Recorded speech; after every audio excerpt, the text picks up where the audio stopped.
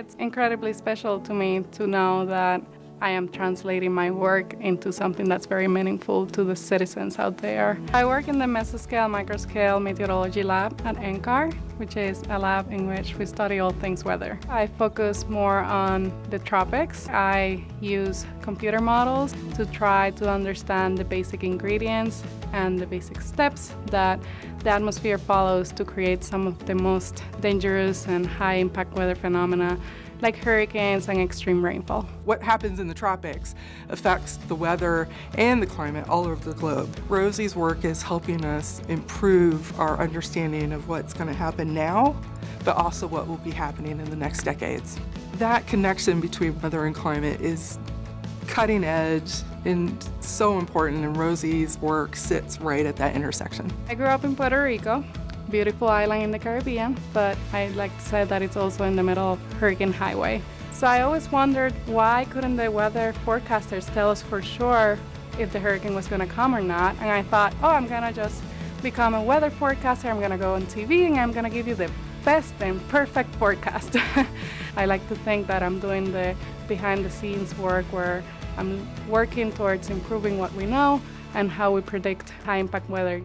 For my early work, I looked at how hurricanes become very powerful when we don't expect them to. And I would like to think that one of my major contributions there was to change the way we think about how hurricanes become strong. In my current work at NCAR, I have developed a tool. It's called an aquaplanet. With that tool, I've been able to do some groundbreaking work into looking at how different phenomena interact with each other, how hurricanes form, and also what we can do in the future to make our weather forecasts better. An exciting thing about her aquaplanet framework is that she is providing this framework to other scientists around the globe.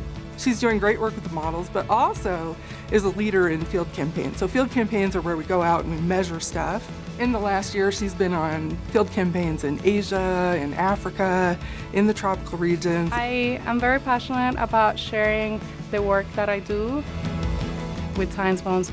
Most of what we do is reach out to moms and break down the science of climate change into small pieces that can be understandable by any mom out there. And most importantly, trying to inspire them to take action to mitigate the effects of climate change. She is very sought after as a source of expertise and is interviewed frequently by top broadcasting and journalistic entities. Rosi was on the planning committee for the NCAR strategic plan in 2019, and she was representing one of the only early career voices on that committee. I didn't think I would make it this far many years ago, but I had so much support. I had so many mentors, so many teachers, so many colleagues that helped me along the way, and so I made it a goal that I would go back to NCAR, and when I become a scientist, I made that goal that I would give back. I am incredibly thankful to CoLabs for recognizing my work. It's an award to all the Latinas out there who are fighting their way through to become the scientists or whatever other professional roles they want to be, while also fighting through the challenges. I see this award not just an award to me, but also to many other early career Latinas out there.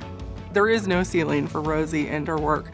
Her science is exciting, but also her leadership abilities are already clear, and I expect to see her leading the field more and more as she progresses through her career. I hope to continue mentoring other students and bringing them to NCAR, and I also plan to continue engaging with the community, the Hispanic community, the U.S. community, any community that's interested and concerned about how weather impacts them.